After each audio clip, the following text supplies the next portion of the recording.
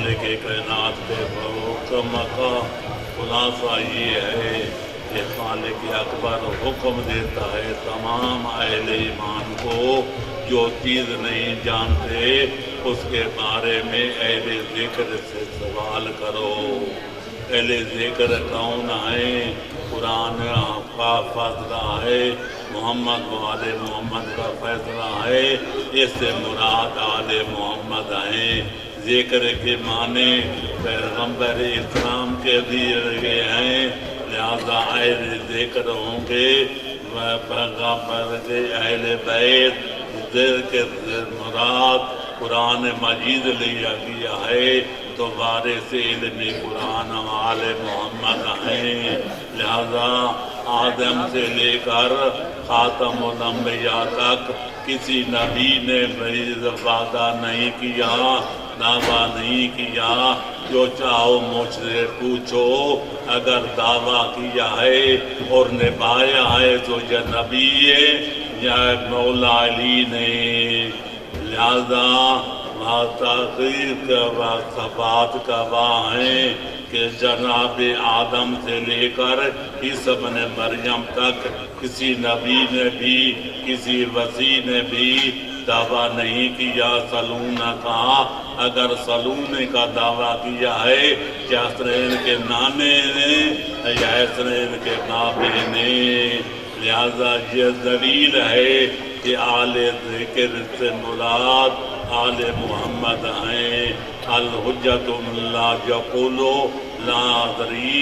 हुज्जत खुदा की पहचान ये है कि साइल कोई हो, फरिश्ता हो, जिन्न हो या इंसान हो, जिस हालत में सफ़र में हज़र पर सवाल करे या हज़र में करे, बीमारी की हालत में करे या सेहत के आलम में करे। हुज्जत खुदा उसको कहते हैं जो किसी साइल के सवाल के जवाब में ला अदरी ना कहे, यानी ये ना कहे मुझे तेरे सवाल का जवाब नहीं आता, बल्कि आले मोहम्मद की ज़ुबान जाने ये है, उनकी आन ये है, उनकी शान ये है, उनका मकाम ये है कि साइल का सवाल ख़त्म नहीं होता था, उनका जवाब नक़द हाज़िर होता था। लिहाजा तारीख़ इस्लाम में कोई ऐसा वाक़या नहीं मिलता कि सफ़र की हालत में, हाज़र की हालत में, सेहत की हालत में, ये बीमारी की हालत में किसी साइल सवाल किया हो और मोहम्मद वाले मोहम्मद ने जवाब दिया हो कि काला कर जवाब ले जाना। बल्कि सही गवाह है, कुरान गवाह है, मोहम्मद वाले मोहम्मद का फरमान गवाह है, बुजुर्गान दीन का बयान गवाह है, कलाम कहा है, गवाह है कि जब सवाल किया उस वक्त नक़द जवाब दे दिया। लिहाजा ये हुज्जत खुदा की शान है। कोई आलिम जितना बड़ा आलिम हो या सलून का दावा भी नहीं कर सकता और ये भी दावा नहीं कर सकता कि हर सवाल का जवाब दूंगा। सवाल करना आका है और हम जवाब देना हमारा फर्ज है, लेकिन ये वज़ाहत कर दूं कि आप सवाल करेंगे, मुझे अगर कुरान और सुन्नत की रोशनी में जवाब आप मालूम हुआ तो अर्ज कर दूंगा, वरना ये कहूँगा कि जब अल्लाह के कुरान पढ़ूंगा, मोहम्मद वाले मोहम्मद का फरमान पढ़ूंगा, तब आप सवाल जवाब दूंगा। लिहाजा हर چیز کا ذکر قرآن میں ہے، ہر چیز کا تذکرہ محمد و آل محمد کے فرمان میں ہے۔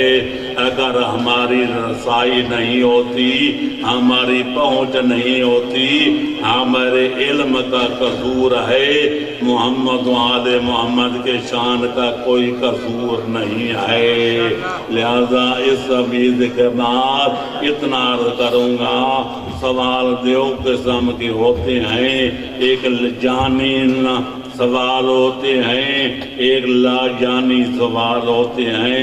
یعنی سوال سے مراد وہ سوال ہیں جن کا جواب آپ کو معلوم ہونا چاہیے، دین میں یا دنیا میں آخرت میں پوچھا جائے گا یا دنیا میں کام آئے گا۔ جس کی دنیا میں ضرورت ہو، آخرت میں ضرورت ہو، اس کو لا یعنی سوال کہتے ہیں۔ امید ہے کہ آپ کے سوال جانی ہوں گے، معقول ہوں گے۔ اگر کوئی معقول نہ ہوا تو جواب عرض کیا نہیں جائے گا۔ لہذا اس تفویض کے بعد آپ کے سوالات کا سلسلہ شروع ہوتا ہے اور میرے جواب آپ تک پہنچتے رہیں گے۔ لہذا ہر جمعرات، ہر ہفتے کی رات، ہر اتوار کی رات مذاکرہ علمی ہوتا ہے۔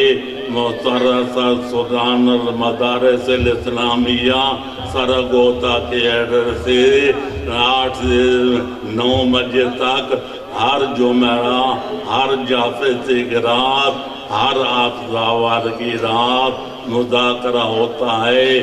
عالم اسلام کے لوگ مشرق میں ہوں یا مغرب میں، عرب میں ہوں یا عجم میں، وہ سوال کرتے ہیں، یہ بندہ گنہگار جواب دیتا ہے۔ لہذا آپ کی اضافہ معلومات کے لیے میں نے عرض کر دیا کہ آپ ٹی وی پر دیکھ سکتے ہیں یا اپنا فیس بک پر بھی دیکھ سکتے ہیں۔ سلطان اور مدارس الاسلامیہ سرگودا زائد کالونی سرگودا عام کریں گے تو ہفتے کی رات اور اتوار کی رات 8 سے لے کر 9 بجے تک پروگرام ہوتا ہے۔ آپ بھی شرکت کر سکتے ہیں، سوالوں کے جواب بھی لے سکتے ہیں۔ لہذا تمیز ختم ہو گئی، آپ کے سوال سلسلہ شروع ہوتا ہے۔ بسم اللہ الرحمن الرحیم۔ قبلہ صاحب، بجلی کی روشنی کی وجہ سے آج کل صبح صادق کی پہچان مشکل ہے۔ طلوع آفتاب سے پہلے کتنے وقت سے نماز کا وقت شروع کیا جائے؟ میرے محترم، یہ آنکھوں سے دیکھی جا سکتی ہے۔ یہ میں کہا کرتا ہوں، جو چیز عقل سے ناپی جاتی ہے، کوئی معقول چیزیں ہوتی ہیں، عقل سے سوچنا پڑتا ہے۔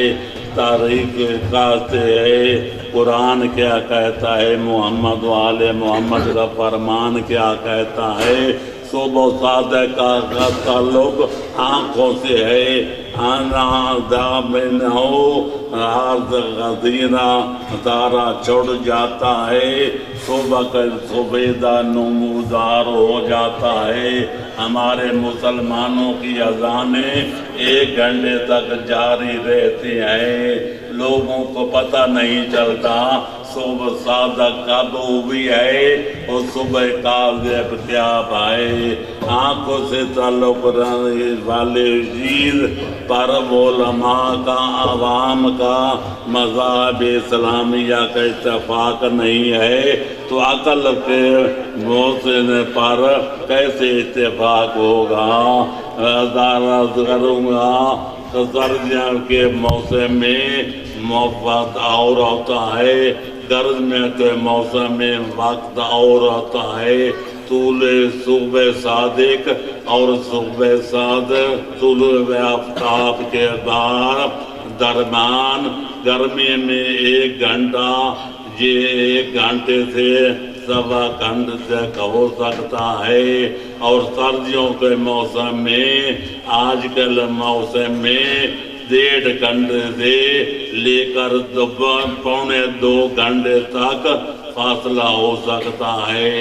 सुबह सादिक से लेकर सुबह आफताब तक गर्मी में सरगम बन रहा और गर्दन में गर्मी में सरब बन रहा और सर्दी में 1.5 से लेकर 2 पौने 2 घंटे तक वक्त हो सकता है। लेकिन आँखों के देख लिया जाए सफेद सुबह नमादूर तो होता है। अरब आदमी देख कर अंदाजा लगा सकता है कि सुबह सादिक हुई है कि नहीं हुई है। और मोहम्मद वाले मोहम्मद सलावत। बीमा पॉलिसी के मुतालिक वजाहत फरमाएं कि क्या ये बीमा में पैसे जमा करवाने जाए। बड़ा इश्काली मसला है। मैंने कहानी तो शरिया विवेकल जाफरिया के अंदर दूसरे जल्द के आखिर में मसाइल जदीदा के दौर में साबित किया है कि बीमा पॉलिसी का असल करना जायज़ है। कोई शक व शुबा नहीं है। लिहाजा मेरे नज़दीक ये पॉलिसी इख्तियार करना जायज़ है। कोई इश्काल नहीं है। और मोहम्मद वाले मोहम्मद सल्लल्लाहु क़िबला काबा की सेहत व सलामती के लिए बावाज़े बुलंदतर सलावत। क़िबला काबा बैंक में रकम का फिक्स करवाना कैसा है, क्या जायज़ है शरअन? हाँ, आजकल के बैंक से जो सूद दिला जाता है वो ये है कि आप ज़रूरत लेते हैं 1 लाख, देते हैं 1,05,000, लेकिन बैंक जो है जो अपनी वरी दे देता है वो बैंक आते हैं, करंट भी होता है, सीमे भी होता है। कोई समय मकाम ऐसे बैंक भी हैं जो उम्रतम को रद्द कर सकते हैं। अल्लाह के साथ इतना देंगे लेकिन इतना देंगे जो आप मर्जी दे देते हैं। आप वैसा नहीं करते, अगर न दें आप लड़ते नहीं हैं, मुकदमा नहीं करते, अपनी खुशी दे बैंक देता है ताकि लोगों को रग़बत जाए, ताकि पैसे ज़्यादा जमा करें। हमारा काम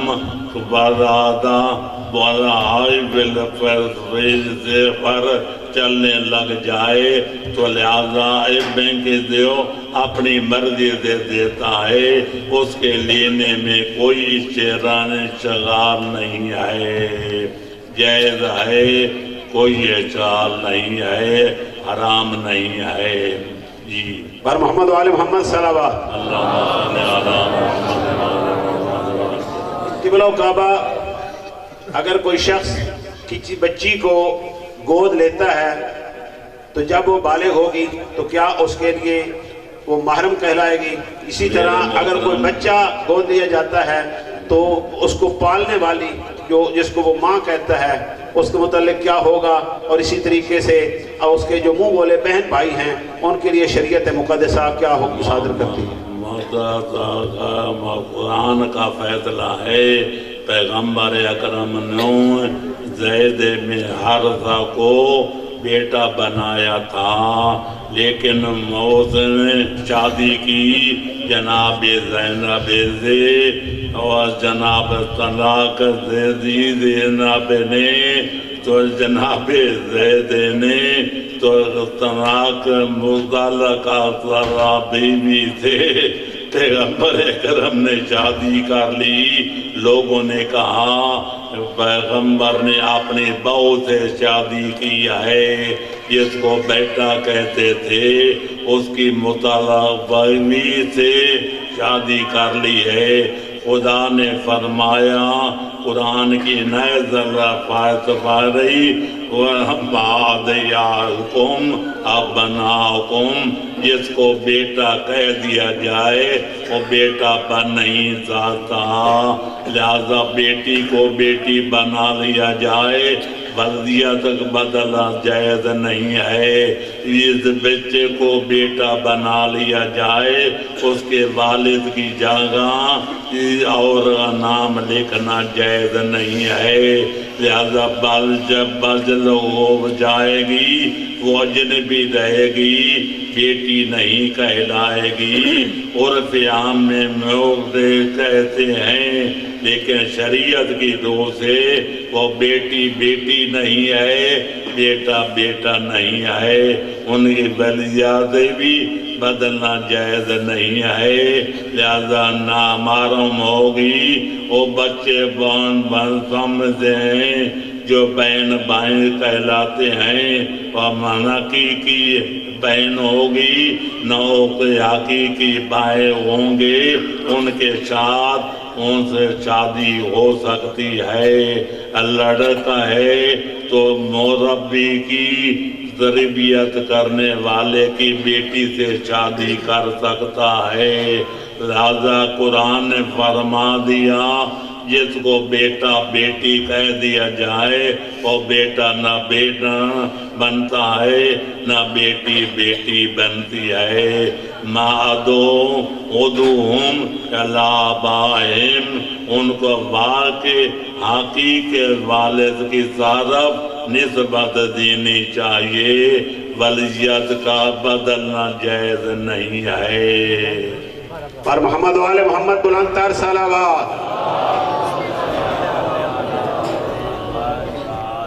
قبلہ کھانسی لگی ہوئی ہے اور کئی مرتبہ کھانسی کے ساتھ پیشاب کے قطرات خارج ہو جاتے ہیں، تو نماز پڑھنے کے لیے کیا حکم ہے؟ میرے محترم، اگر یقین ہو جائے اس سے بدا کیا ہوا ہو، شریعت کے مطابق مشتبہ تری نکل آئے، کیا پتہ نہ ہو کہ پیشاب ہے کیا مزی ہے کیا ودی ہے یا غوچ ہو رہا ہے، تو غم تو کا ہوتا ہے، میں منہ سے نکلتی ہے، وہ زلازل تناسل سے نکلتا ہے، لیکن یقین ہو جائے کہ کاسی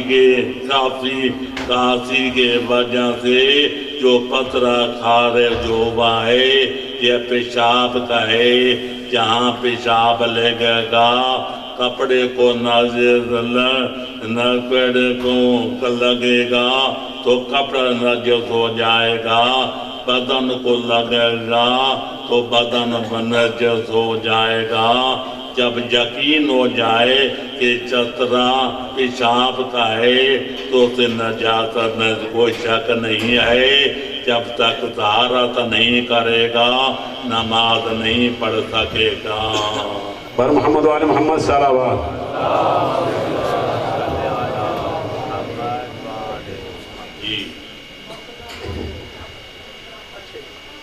قبلہ والد کی وفات کے بعد اس کی قضا نمازیں کیا اس کی اولاد پر واجب ہوتی ہیں؟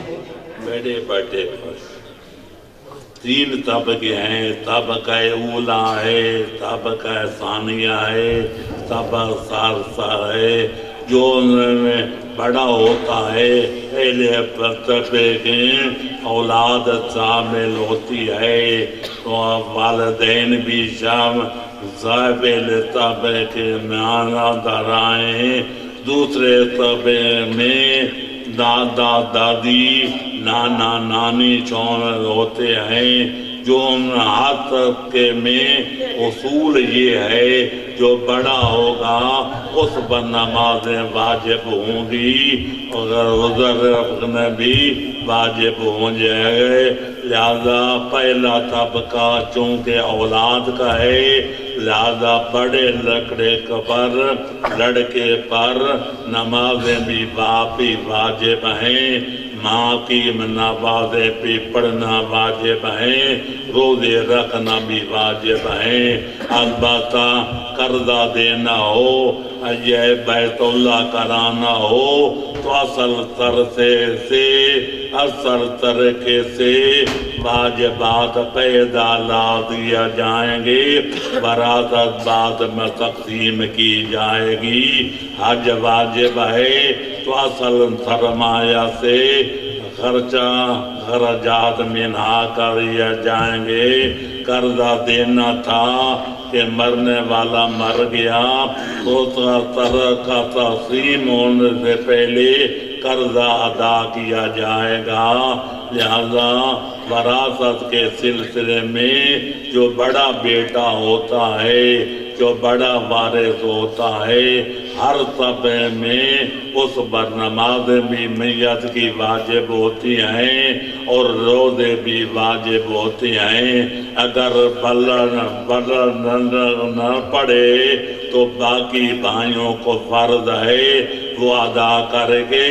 والد ماجد کو، والدہ مائدہ کو عذاب جہنم سے آزاد کرائیں۔ پر محمد والے محمد صلوات۔ جی قبلہ کعبہ، والدہ کی وفات سے کیا دعاؤں کا راستہ بند ہو جاتا ہے یا ان سے دعائیں حاصل کی جا سکتی ہیں؟ میرے محترم، والدہ کا والدین کا سایہ دور جائے، ان کی دعاؤں کا سلسلہ ختم ہو جاتا ہے، اللہ کا فیض بھی ختم نہیں ہوتا، محمد والے محمد علیہ السلام کی سفارش بھی ختم نہیں ہوتی، ان شفاعت بھی ختم نہیں ہوتی۔ اللہ ذو العظیم ہے، محمد والے محمد کریم بن کریم ہیں، لہذا والدین کا سایہ اڑ جائے تو خدا کا سایہ برقرار رہتا ہے، محمد والے محمد کا سایہ برقرار رہتا ہے۔ جنت بھی ماں ہو، اس کے فرائض ادا کیے جائیں، والدہ خوش ہو تو وہ جنت میں رہ کے بھی دعائیں کرتی ہے اور اللہ کو فائدہ پہنچتا ہے۔ اللہ اکبر، یا رسول اللہ، یا کریم، اللہم صلی علی محمد۔ قبلہ کعبہ، اجناس کی ذخیرہ اندوزی کرنا کیا شرعاً جائز ہے؟ یہ قحط سالی پڑی ہو، لوگ بھوکے مر رہے ہوں، آدمی پاس دانے ذخیرہ موجود ہو، اس دور میں آدمی کہے کہ اور آدمی اور بھی مر جائیں، ریٹ بڑھ جائے، اس کو حرام کہتے ہیں، احتکار کہتے ہیں۔ آدمی مر رہے ہیں بھوکے سے، وہ پیاسے سے انتظار کر رہا ہے کہ چند آدمی اور بھی مر جائیں، ریٹ مہنگا ہو جائے، اس وقت حرام ہوتا ہے۔ جب حالات نارمل ہوں، کا تقریق یہ ہے، گرمیوں میں چیز سستی ہوتی ہے، سردیوں میں مہنگی ہوتی ہے، سردی میں کوئی چیزیں سستی ہوتی ہیں، گرمی میں مہنگی ہوتی ہیں۔ یہ تجارت کا طریقہ ہے، اگر سستے دور میں چیز رخیص رکھ لی جائے، مہنگے دور میں فروخت کی جائے، لہذا قحط سالی نہیں ہے، بازار سے جنس مل جاتی ہے، کوئی قحط نہیں ہے تو کوئی حرج نہیں ہے۔ لہذا اگر قحط سالی ہو لوگ بھوکے مر رہے ہوں لیکن ظالم یہ کہے اور دو چار مرد آئیں تاکہ ریٹ بڑھ جائے اس وقت حرام ہوتا ہے۔ لہذا ہر بندے کا فرض ہوتا ہے کہ بنی آدم کو اولاد آدم کو موت سے منہ میں جانے سے بچانے کے لیے دولت کے منہ کھول دے، لوگوں کے سستے دام میں کندہ بھی دے، جو بھی دے، باقی ضروریات زندگی بھی دے۔ یہ انسانیت کا فرض اولین ہے۔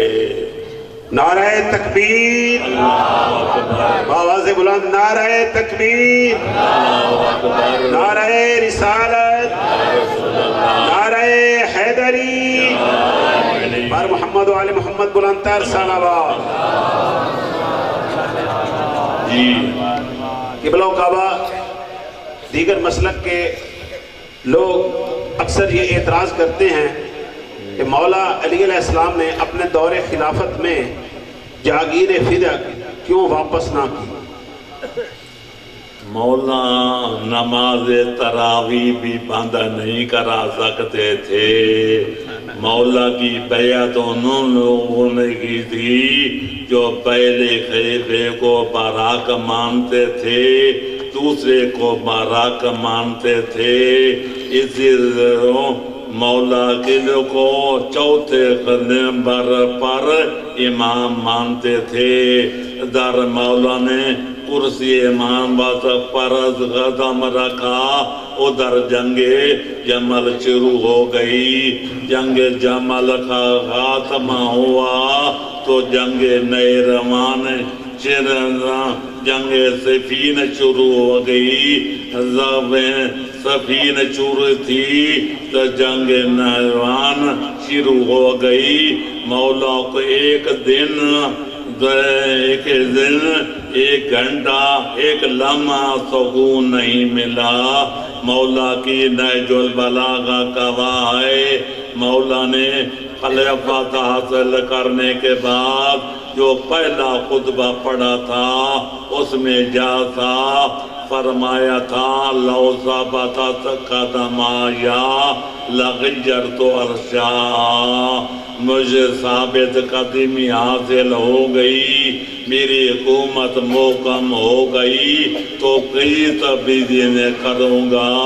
جو پہلے دور میں بدعات پھیلائے گئے ہیں ان کو مٹاؤں گا، پھر دوسرے دور کی بدعات کو ختم کروں گا، پھر تیسرے دور کی بدعات کو ختم کروں گا۔ مولا نے شرط لگائی تھی مجھے ثبات قدم حاصل ہو جائے گا، لہذا مولا ویر کو 4.5 سال نہ ثبات قدم حاصل ہوا نہ مولا اصلاحات کر سکے۔ ایک دن فرمایا تھا کہ نوافل پڑھا کرو، جماعت سنت نماز میں جماعت جائز نہیں آئے، لوگوں نے ہاتھ سر پر رکھ لے، یا عمرہ و عمرہ غزو جر سنتوگ، اے حضرت عمر آپ کی سنت تبدیل کر رہی ہے، تبدیل ہو جائی ہے، آپ کے سنت کو بدلا جا رہا ہے۔ مولا نے دیکھا کہ جنگ صفین معاویہ سے لڑی جا رہی ہے، اپنے میں غالب بن جائیں گے۔ مولا فرمایا دوسرے دن فرمایا جس طرح پہلے منہ قرضہ کرتے تھے اسی طرح کرتا رہو، لہذا مہم کو عام قربان کیا جاتا ہے۔ مولا علی اگر فتح کر دے تو پہلے نتیجہ یہ نکلا، پہلے غلط کیا ہے، دوسرے خلیفے نے غلط کیا ہے، تیسرے خلیفے نے غلط کیا ہے۔ جو مولا کو امیر المومنین کہتے تھے، وہ بھی مخالف بن کر معاویہ کے ساتھ شامل ہو جاتے۔ مولوی مولا علی بغیر ناصر امین کے یکا تو نار میدان میں رہ جاتے، لہذا ہم کو دیکھا جاتا ہے، مہم کو پورا مان کیا جاتا ہے۔ عورت نامحرم ہو اس کو ہاتھ لگانا حرام ہے، لیکن ڈوب رہی ہو پانی میں یا آگ میں جل رہی ہو تو اس ہاتھ لگانا صرف جائز نہیں بلکہ واجب ہو جاتا ہے۔ یہاں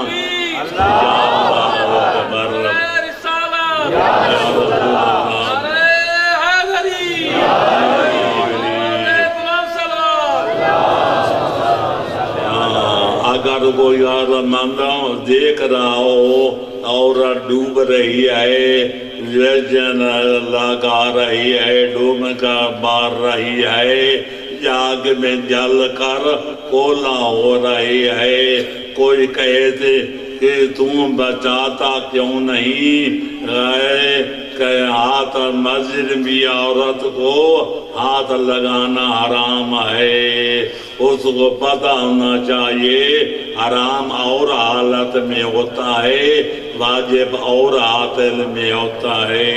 مہم کو ہم برا کر دیا جانا چاہیے۔ سور کا گوشت کھانا حرام ہے، لیکن آدمی جان بچانا زیادہ عام ہے، لہذا ایک آدمی بھوک سے پیر باورو اتنی بیوٹیاں کھا لے کہ جان بچ جائے۔ قرآن کہتا ہے کوئی حرج نہیں ہے۔ ایک پیاسا آدمی دم توڑ رہا ہے، پینے کا شربت نہیں شراب ہے، اتنے گھونٹ پی لے جان بچ جائے۔ 73 فرقوں کے مذہب میں ایسا کرنا جائز ہے۔ اور محمد والے محمد صلوات۔ نعرہ تکبیر، اللہ اکبر، نعرہ تکبیر، اللہ اکبر، نعرہ رسالت، یا رسول اللہ، نعرہ حیدری، یا علی، اللہم صلی علی محمد وعلی محمد وعجل فرجہم۔ قبلہ کعبہ آج کل لوگ کفن میں میت کے ساتھ نگینے مثلا یاقوت فیروزہ وغیرہ رکھ دیتے ہیں، کیا یہ عمل درست ہے؟ بالکل غلط ہے، نگین کو ضائع نہیں کرنا چاہیے۔ نگینے اونگلے میں پہننے کے لیے ہوتے ہیں، ان کے فوائد زندوں کو ملتے ہیں۔ اگر کی زور ہو 2 رکعت پڑھی جائے تو 70 رکعت ثواب ملتا ہے۔ اگر انگوٹھی فیروزی کی ہو رزق وسیع ہوتا ہے، اگر در نجف کے ہو تو دعائیں قبول ہوتی ہیں، اگر یاقوت احمر ہو تو تقویت دل و دماغ کے لیے مفید ہوتا ہے۔ فائدہ مرنے والے کو نہیں ہوتا، فائدہ زندوں کو ہوتا ہے، لہذا گونٹھی پہننا، دائیں ہاتھ میں پہنا سنت مصطفیٰ ہے، سنت ائمہ خدا ہے۔ اور محمد والے محمد صلوات۔ محمد وعلی محمد وعجل۔ قبلہ کعبہ ایک ڈاکٹر کا مریضہ نامحرم عورت کو ہاتھ لگانا کس حد تک جائز ہے؟ پہلے عرض کیا جان بچانا فرض ہے، زیادہ اہم ہے۔ ہاتھ لگانا معاوضہ حرام تھا، جب صحابہ کی نظر سے ہاتھ لگایا جائے، یعنی جن جمان جانے کے لیے آپریشن کرنا بھی نامحرم کا جائز ہے، ہاتھ لگانا بھی جائز ہے۔ ہاں اگر عورتیں ڈاکٹر ہوں ان کو مقدم سمجھنا چاہیے، لیکن عورت ڈاکٹر نہ ہو یا ڈاکٹر ہو ماہر نہ ہو، لہذا مرد ہو زیادہ ماہر ہو، زیادہ شفا جیبی کی امید واسطہ ہو تو مرد سے نامارت راج کرانا جان بچانا فرض ہے۔ پر محمد وآل محمد صلوات۔ قبلہ و کعبہ، کیا جنابت کی حالت میں ماں اپنے بچے کو دودھ پلا سکتی ہے؟ آداب کے خلاف حرام نہیں ہے، دودھ پاک ہوتا ہے، نجس نہیں ہوتا، لیکن وضو کر کے پلائے۔ علامہ مجلسی کے بارے میں مورخین لکھتے ہیں جب تک 2 سال تک ان والدہ ماجدہ نے جب دودھ پلایا، غسل کر کے پلایا، وضو کر کے پلایا، ان کی ماں کے اس فعل کا اثر تھا والا علامہ مرزی بن کے ابھرا، آل محمد کی دین کی محمد وآل محمد صلوات۔ دنیا ان کے علم پہ فیض حاصل کر رہی ہے، لہذا اگر ماں باپ طہارت کرتے دودھ پلائے، وضو کر کے دودھ پلائے، اس کو دودھ غاز مولود پر بچے پر اثر ظاہر ہوتا ہے، بچہ اچھے کردار کا مالک ہوتا ہے، مومن ہوتا ہے، متقی ہوتا ہے، پرہیزگار ہوتا ہے۔ لیکن اگر ایسا نہ کیا جائے تو جائز ہے، حرام نہیں ہے۔ پر محمد وآل محمد صلوات۔ اللہم صل۔ جی قبلہ و کعبہ، مصائب کے دوران سر سے کپڑا اتار دینا کس حکم میں آتا ہے؟ کیا واجب ہے؟ نہیں، مباح ہے۔ وہ کپڑے رومال سر پہ رکھے ہوئے یا سارا کپڑا اتار کے روئیں، ہماری رسم مان گئے کہ غم کی علامت سمجھ جاتا ہے کہ سر سے پگڑی اتار دی جائے، لیکن عراق ایران میں یہ رسم نہیں ہے۔ کہاں پگڑی باندھ کے مجلس سنتے ہیں، گریہ و بکا بھی کرتے ہیں، داد و فریاد بھی کرتے ہیں۔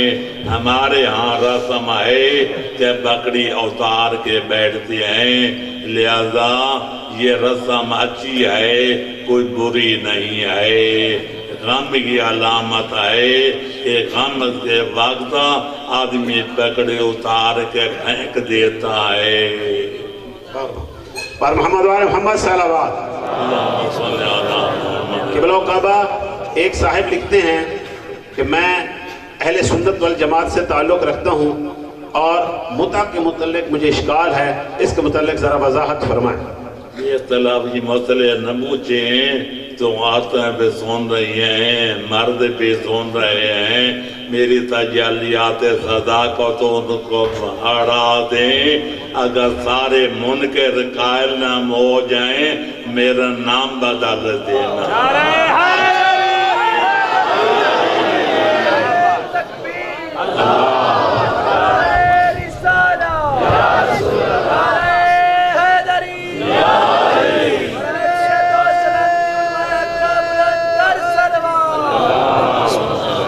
بخاری شریف میں لکھا ہے، مسلم شریف نے کہا ہے، پیغمبر کی صحابہ نے موعظہ کیا ہے، صحابیات میں سے ہیں۔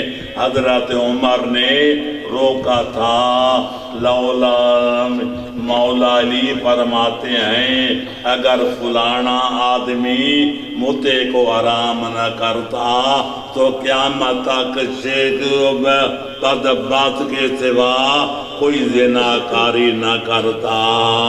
زیادہ کارو جو کرتے ہیں سارے عام و ضام اللہ عذاب اس کو ہوگا جس نے موتے کو حرام قرار دیا تھا۔ نعرہ تکبیر، نعرہ رسالت، نعرہ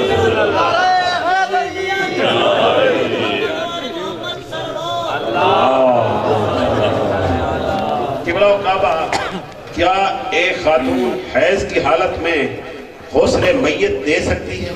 ہاں، پاک ہونا شرط نہیں ہے، غسل دے سکتی ہے، اس کے ہاتھ پاک ہوتے ہیں، پانی کے ساتھ غسل دینا ہوتا ہے، لیکن اگر غسل کر لے تو بہتر ہے، لیکن غسل دے سکتی ہے، پاک ہونا شرط نہیں ہے۔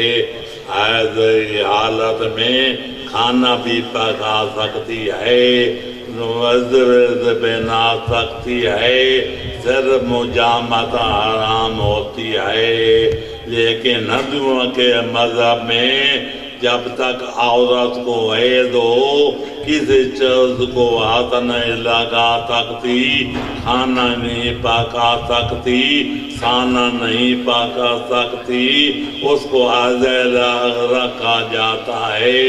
اسلام کے اندر یہ کوئی نہیں ہے، لہذا ہر کام کر سکتی ہے، قرآن کو پڑھ سکتی ہے، لیکن قرآن کے لفظوں کو ہاتھ نہیں لگا سکتی۔ قبلہ و کعبہ، نماز جنازہ میں جوتا پہن کر کھڑا ہونا کیا جائز ہے؟ میرے محترم، یہ نماز مجازن اس کو نماز جنازہ کہا جاتا ہے، یہ دعا ہے۔ اگر پیر اتار کے جوتا کھڑے ہوں تو بہتر ہے، وضو کر کے جنازہ پڑھیں تو بہتر ہے، ورنہ دعا ہے۔ ہر نماز کے لیے لازم ہے سورۃ فاتحہ پڑھی جائے، ہر نماز کے لیے رکن ہے کہ رکوع کیا جائے، ہر نماز کے لیے لازم ہے کہ وہ سجدے کیا جائیں، پھر تشہد پڑھ کے سلام پھیرا جائے۔ نماز جنازہ میں نہ سورۃ علامت پڑھی جاتی ہے، نہ رکوع کیا جاتا ہے، نہ سجدہ دیا جاتا ہے، نہ تشہد پڑھا جاتا ہے، نہ سلام پھیرا جاتا ہے۔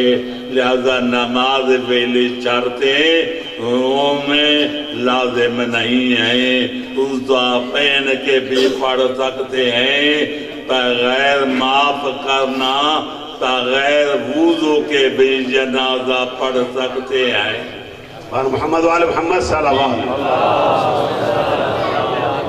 قبلہ، ایک شخص بیماری کی وجہ سے کرسی پر بیٹھ کر نماز پڑھ رہا ہے، اگر اس کے پاؤں میں جوتے ہیں تو کیا یہ شرعاً جائز ہے؟ جوتا اگر پاکڑ چمڑے کا ہے، چمڑے کا پاؤں ہونا شرط ہے۔ ہمارے بھائیوں کے ہاں ہے یہ مسئلہ ہے کہ حرام کا چمڑا رنگنے سے پاک ہو جاتا ہے۔ ہمارے ہاں جو حلال جانور بھی حرام ہو جائے، ذبح نہ کیا جائے، اس کا چمڑا رزق ہوتا ہے، رنگنے سے پاک نہیں ہوتا۔ یہ حرام جانور کا چمڑا ہے، یہ دڑ کا ہے، سور کا ہے، شیر کا ہے، چیتے کا ہے، وہ حرام گوشت ہیں، ان کا چمڑا بھی حرام ہے، اس پہنا حرام ہے۔ لیکن اگر خشک پاؤں بھی ہوں، خشک بھی ہو، پاؤں نجس نہیں ہوں گے، لیکن ان کے ساتھ نماز پڑھنی جائز نہیں ہے۔ پاک چمڑا ہو، اس کا جوتا پہن کر نماز پڑھی جا سکتی ہے۔ قبلہ، معاف رکھنا، جس مسلمانوں کے بازار سے خریدا جاتا ہے اور یہ یقین نہیں ہے، عام مسلمانوں کے بازار میں دو چیزوں کے بارے میں احتیاط کرنی چاہیے۔ وہ حرام کا چمڑا ان کا مذہب ہے کہ رنگنے سے پاک ہو جاتا ہے، حرام کا چمڑا بھی بیچتے ہیں، حرام حلال کا بھی بیچتے ہیں۔ دوسرا مسئلہ یہ ہے مالی مچھلی بھی کھاتے ہیں، چلے والی بھی کھاتے ہیں، مچھلی پکی ہو مسلمانوں کے بلدان میں بوچنا پڑتا ہے، چل کا دار ہے یا چل کا ہے، لہذا مسلمانوں کے بازار سے جو چیز خری جائے بچارتے حلال و حرام ہونے میں، پاک و نجس ہونے میں سنی شیعہ متفق ہو تو پھر پوچھنے کی ضرورت نہیں ہے، لیکن دو چیزوں کے بارے میں احتیاط کرنی چاہیے، چمڑے کے بارے میں، جوتے کے بارے میں پوچھ حلال کا چمڑا لگایا ہے یا حرام کا چوبڑا استعمال فرمایا ہے۔ دوسرا یہ بھی پوچھنا پڑے گا کہ ملی بچھلی پکائی ہے یا چلگے دار پکائی ہے، اس میں مذہب کا اختلاف ہے، وہ حلال جانتے ہیں حرام جانتے ہیں، لہذا احتیاط کا تقاضا یہ ہے کہ تحقیق کر لی جائے۔ محمد و آل محمد اللہم صلی علی محمد۔ قبلہ و کعبہ، کیا پاک پیغمبر صلی اللہ علیہ وسلم کو جب معراج ہوئی تو مولا علی علیہ السلام بھی وہاں پر موجود تھے؟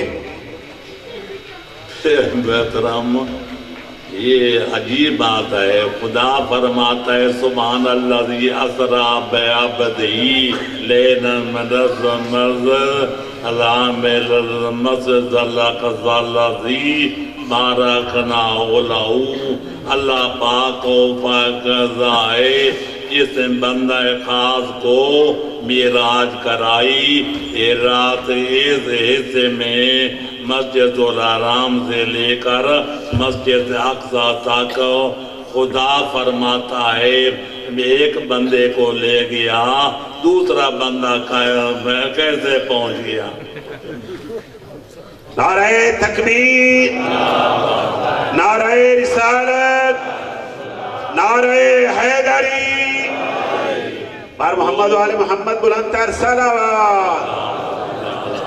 بیان کرنے والے کئی کیسے بیان کرتے ہیں، مولا علی پیغمبر اکرم گزر گئے تھے، وہ کعبہ کا غین کی طرف پڑھ رہے تھے کہ راستے میں ایک شیر آ گیا، پیغمبر نے بڑا چاہا کہ شیر ہٹ جائے، پیغمبر نے اولی زوڑی خواری اس شیر کے منہ میں بھیج ڈالی، شرح سڑ گیا، پیغمبر اب زمین پہ آئے تو بالا بھائی مسکرا رہے تھے، انگوٹھی دکھا رہے تھے، پیغمبر تعجب کر رہے تھے کہ انگوٹھی میری ہے، میں نے شب معراج ایک شیر کے منہ میں ڈالی تھی، مولا علی فرماتے ہیں وہ شیر میں تھا۔ کچھ کہتے ہیں کہ پس پردے سے آواز آ رہی تھی، مولا علی نے جب پیغمبر اکرم نے اندر جے کے دیکھا تو خدا کی جگہ مولا علی بیٹھے تھے، کلام بھی وہ کرتے تھے، سن بھی رہے تھے۔ یہ ساری باتیں بڑی ہوئی ہیں، فضیلت اس کا نام ہے، خدا کی زمین حجت خدا سے خالی نہیں ہوتی، پیغمبر اکرم حجت تھے یا مولا علی حجت تھے، مولا علی کی شادی ابھی ہوئی نہیں تھی، مکہ ہے واقعہ ہے، مولا علی کی شادی ہجرت کے بعد 2 ہجری میں ہوتی ہے، مدینے میں حجت خدا یا رسول تھے یا مولا علی تھے. ایک حجت زمان پہ چلا گیا، مولا علی پہ چلا جاتے، زمین بالا کو چاہتے، ساری کائنات برباد ہو جاتی. لہذا حجت خدا بن کے خالق اکبر کی طرف سے زمین پر حجت خدا علی ولی تھے. اللہ بن اللہ نے مذہب ہٹا دیے، پردے ہٹا دیے. جو پیغمبر اکرم نے معراج کے رات آسمانوں پہ دیکھا، وہ مولا علی زمین پہ بیٹھ سے دیکھ رہے تھے. نعرہ حیدری. یہ سلامنا فضیلت ہے. میں نے اپنے اصول و شریعہ میں ثابت کیا ہے کہ مولا علی کا نفس نفیر سامان پہ جانا ثابت نہیں ہے، لیکن زمین پہ بیٹھ کر خالق اکبر نے یہ معجزہ دکھایا. جو پردے ہٹا دیے، جو پیغمبر اکرم نے عالم بالا میں دیکھا تھا، زمین پہ فرش پر بیٹھ کے حجت خدا ہے برزادہ وہ دیکھ رہے تھے. نعرہ تکبیر، نعرہ رسالت، یا رسول اللہ، نعرہ حیدری. قبلہ و کعبہ نماز کے دوران اگر سامنے تصاویر ہوں یا سامنے آئینہ ہو تو نماز پڑھنے کا کیا حکم ہے؟ نماز پڑھنا مکروہ ہو جاتا ہے. سامنے آگ بال رہی ہو، جل رہی ہو، دروازہ کھلا ہو، تصویر لڑ رہی ہو یا شیشہ موجود ہو، آدمی اس میں دیکھتا ہے میری شکل کیا ہے، صورت کیا ہے. لہذا خضوع میں فرق پڑ جاتا ہے. دروازہ کھلا ہو، آدمی کی نگاہیں ادھر پار جل جاتی ہیں، ادھر کیا ہو رہا ہے. آگ روشن ہو تو پرستوں سے مشابہت لازم آتی ہے، جو آگ کی پوجا پاٹ کرتے ہیں. اگر سامنے تصویر لٹ رہی ہو تو بت پرستوں سے مشابہت لازم آتی ہے. لہذا نماز باطل نہیں، ثواب کم ہو جاتا ہے. مکروہ کا معنی یہ ہے اگر یہ سامنے تصویر نہ ہوتی، دروازہ کھلا نہ ہوتا، آگ روشن نہ ہوتی، اتنا ثواب ملتا جتنا نہیں ملنا. ثواب میں کمی ہو جاتی ہے، نماز باطل نہیں ہوتی. محمد و آل محمد صلوات. اللہم صلی علی محمد و آل محمد. سامنے والی تصویر ہٹانا مستحب ہے. دائیں طرف ہو، بائیں طرف ہو یا پیچھے سے رب لڑ رہی ہو، نماز پڑھنے میں کوئی کراہت نہیں ہے. سامنے نہیں ہونے چاہیے، توجہ نہ ہٹ جائے. نماز پڑھ رہا ہے یا سورت دیکھ رہا ہے، تصویر کو مطالعہ کر رہا ہے. جی قبلہ اگر بندہ فقہ حنفی سے تعلق رکھتا تھا، اب فقہ جعفریہ کو قبول کر چکا ہے، تو پچھلی نمازیں کیا ادا کرنا اس پر اپنے واجب؟ مذہب کے مطابق صحیح پڑھی ہیں، اللہ ان کو قبول فرما لے گا. لہذا نمازوں کا ادا کرنے کی ضرورت نہیں ہے. یہ حاجی محمد علی صاحب حویلی جائی وین سے تعلق رکھتے تھے، وہ کل فوت ہو گئے ہیں. تو میں تمام مومنین کی خدمت میں گزارش کروں گا کہ ان کے لیے سورہ فاتحہ تلاوت فرمائیں. بسم اللہ الرحمن الرحیم. مومن مخلص سے ہمارے ساتھ تعارف تھا جب علاقے میں مجلس ہوتی تھی، محروم ہے پیشاں حاضر ہوتے تھے۔ خداوند عالم ان کی مغفرت فرمائے، جنت الفردوس کی جاگیر عطا فرمائے، آل محمد کے جوار پرانوار میں مقام بلند و بالا عطا فرمائے۔